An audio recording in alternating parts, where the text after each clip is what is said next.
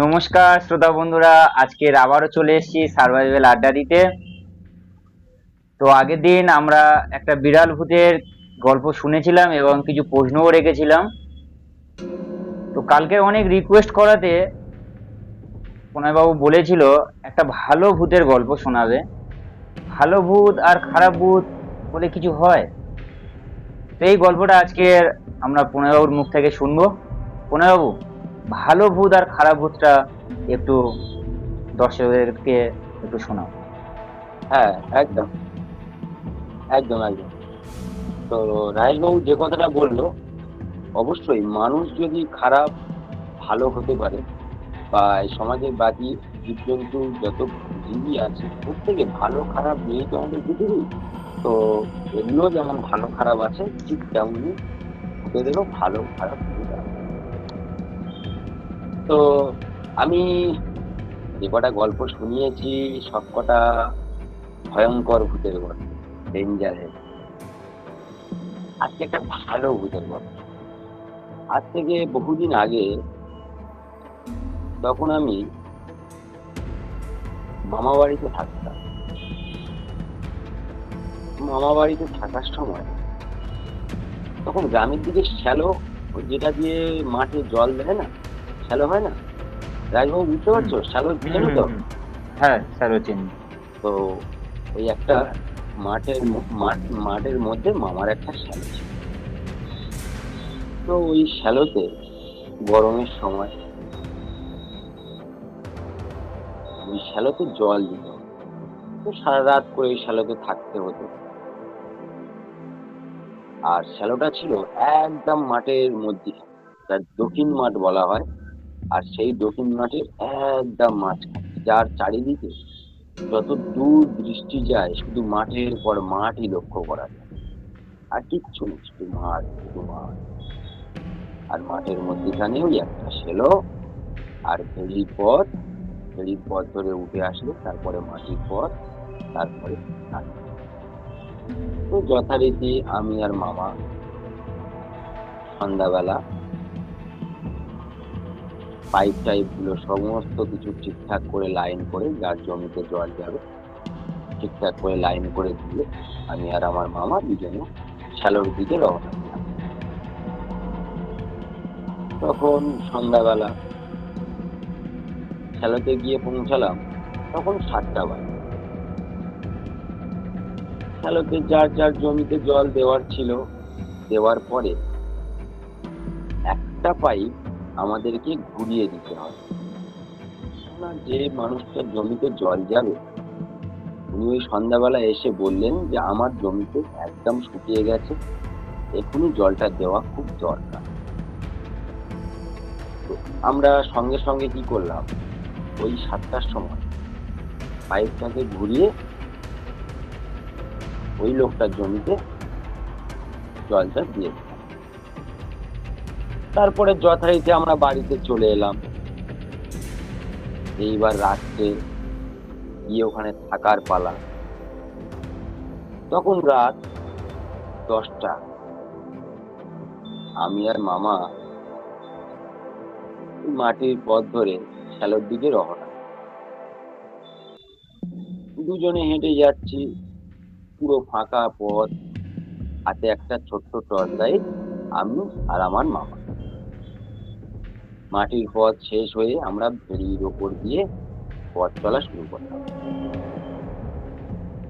গ্রামের ওই সাইডটা শিয়াল প্রচুর ডাকে।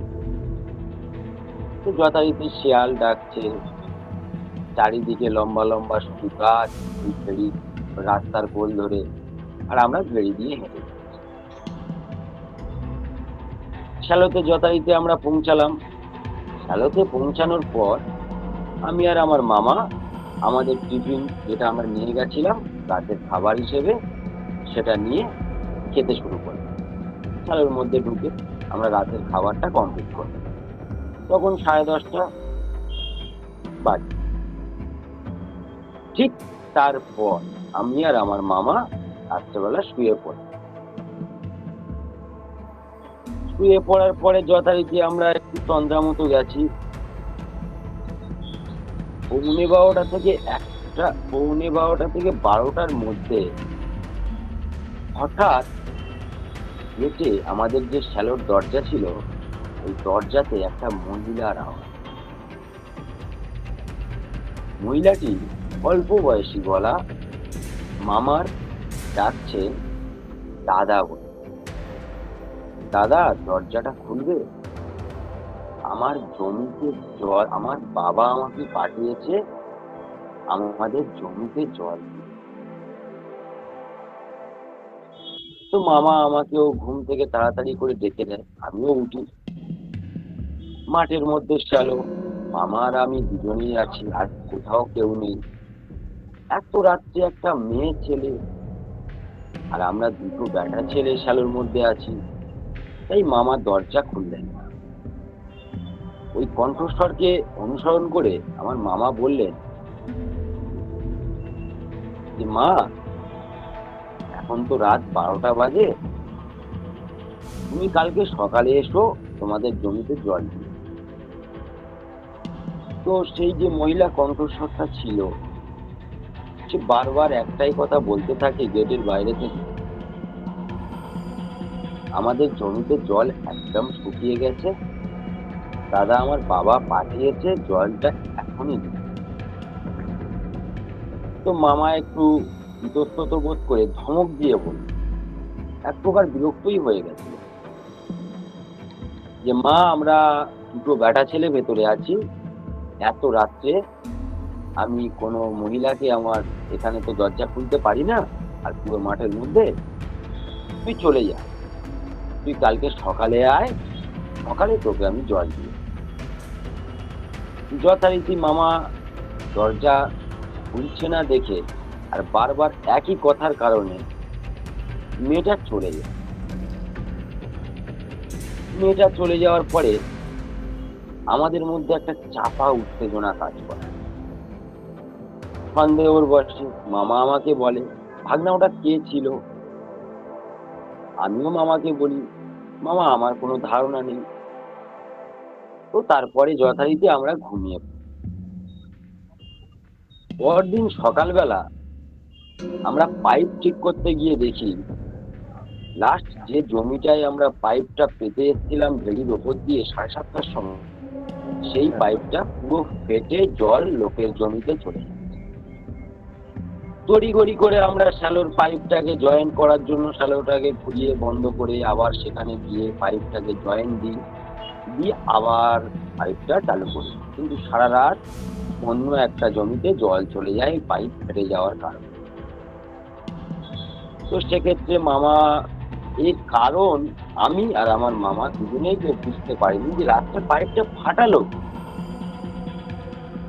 তো যথারীতি ওই দিনটা কেটে আবার সারাদিন আমরা হয়ে পড়লাম।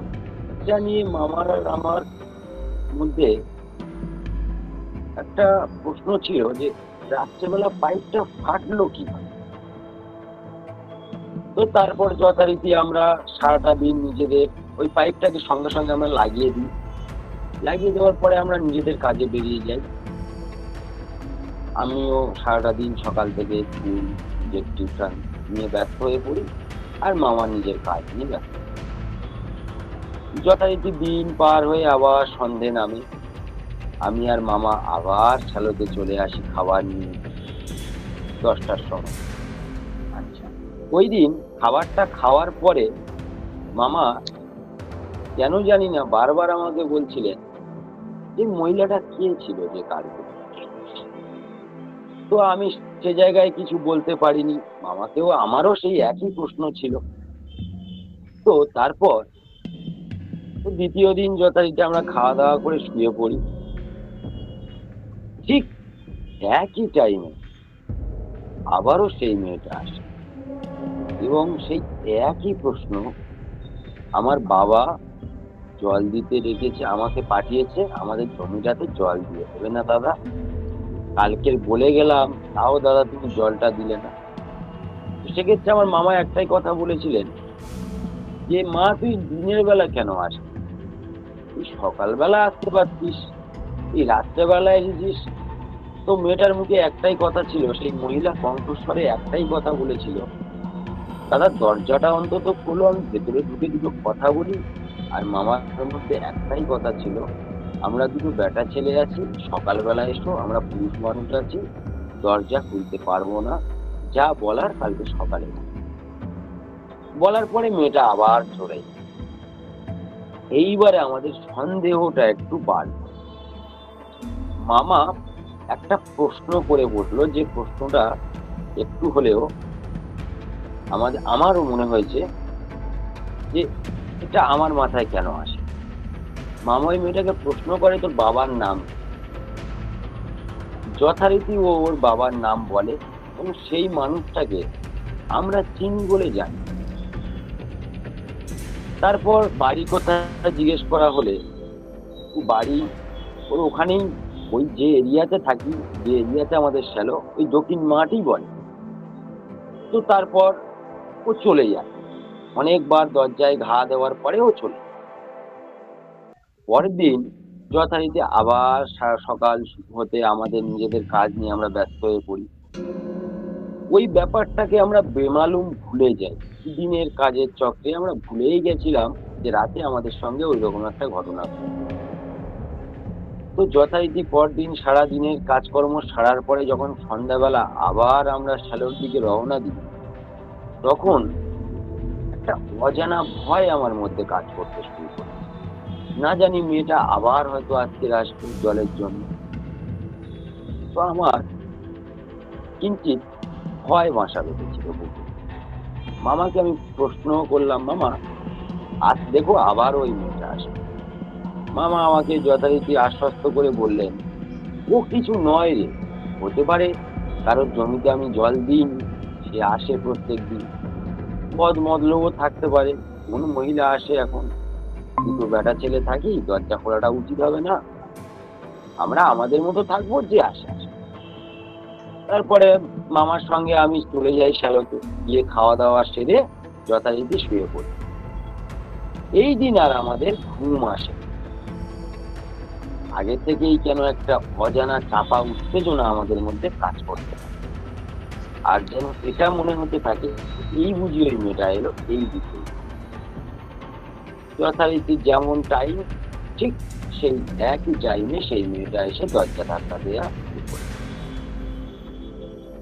এইবারে মামা আর চুপ করে থাকলেন না। এইবারে মামা প্রশ্নের পর প্রশ্ন করতে শুরু করলেন। আমি তোকে 3 দিন বলেছি আমরা দুটো বেটা ছেলে থাকি, আমরা দরজা খুলতে পারবো না। তুই একটা মেয়ে ছেলে, প্রত্যেক দিন রাত্রে আসিস, কেন দিনের বেলা আসতে পারিস না? তোর কি সমস্যা? ঠিক।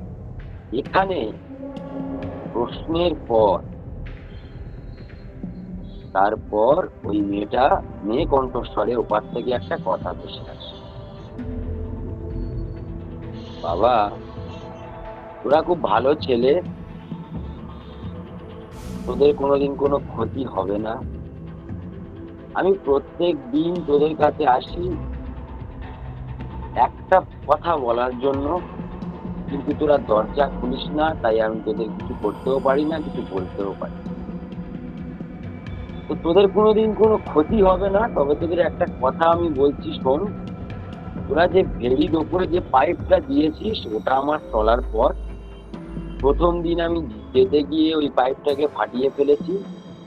দ্বিতীয় দিন আমি যেতে পারিনি, দ্বিতীয় দিনও আমি ওই পাইপের কোল থেকে ঘুরে তোর কাছে এসেছি। আমি ওই পাইপটা টপকে যেতে পারছি না, পাইপ টপকে গেলে পাইপটা ফেটে যাচ্ছে, তাই তোর কাছে বলতে এসেছি কালকের থেকে ওই পাইপটা আর ওখানে দিবি না, ওটা আমার চলার। আর তোরা যে ভালো ব্যবহার আমার সঙ্গে করেছিস, একটা মহিলা কণ্ঠস্বর পেয়েও তোরা যে দরজা খুলিসনি, মানবতার যে দৃষ্টান্তটা তোরা দেখিয়েছিস, তাতে আমি খুব খুশি, তোদের কোনোদিন কোনো ক্ষতি হবে। এই কথাটা বলার পরে ওই কণ্ঠস্বরটা উধাও হলো। ততক্ষণে আমার আর আমার মামার অবস্থা প্রায় শোচনীয়। দুজনে প্রচন্ড ভয় পেয়েছিলাম, কিন্তু যথারীতি মনে সাহস রেখে আমরা ওই দিন রাতটা বাকি রাতটা জেগেই কাটিয়েছিলাম, আর ঘুম আসেনি। ভোরবেলা উঠে আগে গিয়ে ওই পাইপটা ওখান থেকে আমরা সরিয়েছি। তারপরে আমরা প্রত্যেক দিন কন্টিনিউ 2 মাস ওই শ্যালোতে ছিলাম, গরমটা পুরো টাইমটা। আর কোনোদিন আমরা ওই রকম কোনো দৃশ্য দেখি। তো এটাই হচ্ছে আমার একটা ভালো ভূতের গল্প। আমার জীবনে প্রচুর খারাপ ভূতের গল্প আমি কিছু শুনিয়েছি, তো তার মধ্যে এই যে ভূতের গল্পটা আমি শোনালাম, অনেক ভালো ভূত ছিল, এটা আমার মনে হয়েছে। তো আজও পর্যন্ত আমার সেরকম কোনো ক্ষতি হয়নি। এটাই ছিল একটা ভালো ভূত। আচ্ছা, বিরাজ বাবু, আমরা তো ভালো ভূতের গল্প শুনলাম, কি খারাপ ভূতের গল্প আজকে শুনবে না কালকে শুনবে? বাকিরা হ্যাঁ, যদি বলো। হয় তো খারাপ হবে না। হ্যাঁ, যদি হয় তো গল্প শুনতে তো না ভালো লাগে। না হ্যাঁ, না, যদি এক যদি এক এক মিনিট, গৌতমদা, এক মিনিট। গৌতমদা, হ্যাঁ, গৌতমদা, সময় হ্যাঁ, সময় বলুন। সময় অনেকটা কম, সময় অনেকটা কম। আচ্ছা, আসলে আচ্ছা, আচ্ছা। আমার এই আড্ডার পরে বেশ কিছু কাজ করতে হয়। তো তার জন্য আমি ক্ষমা চেয়ে নিচ্ছি, আমি অল্প সময় দিতে পারি সন্ধ্যাবেলা। তো আপনারা আমাদের ভিডিওগুলো শেয়ার করবেন। আজকের মতো আমরা এখানেই বিদায় নেব। আমাদের সার্ভাইভাল আড্ডা নিয়ে আমরা আবারও আসছি কাল। আজকের মতো শুভরাত্রি। শুভরাত্রি। শুভরাত্রি।